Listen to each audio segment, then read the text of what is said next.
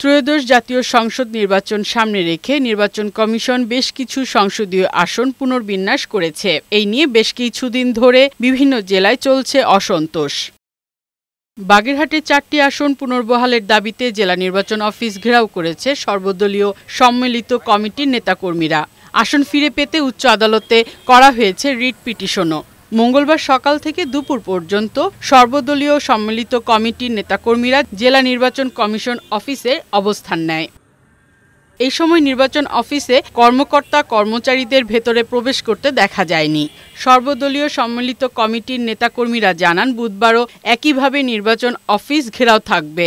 আমরা প্রয়োজনে ঢাকায় নির্বাচন কমিশন ঘেরাও করব এবং আইনগতভাবে আমরা এগিয়ে যে এই বাগেরহাটের এই 4টি আসনের যে দাবি এটা আমরা পুনরুদ্ধার করে ছাড়ব ইনশাআল্লাহ। সংসদীয় আসন পুনর্বহালের দাবিতে ফরিদপুরের ভাঙ্গায় চলমান অবরোধ কর্মসূচি শনিবার পর্যন্ত স্থগিত করা হয়েছে। মঙ্গলবার দুপুর 12:30টায় জেলা প্রশাসকের আশ্বাসে সর্বদলীয় জোটের পক্ষ থেকে আন্দোলন স্থগিতের ঘোষণা দেয়া হয়।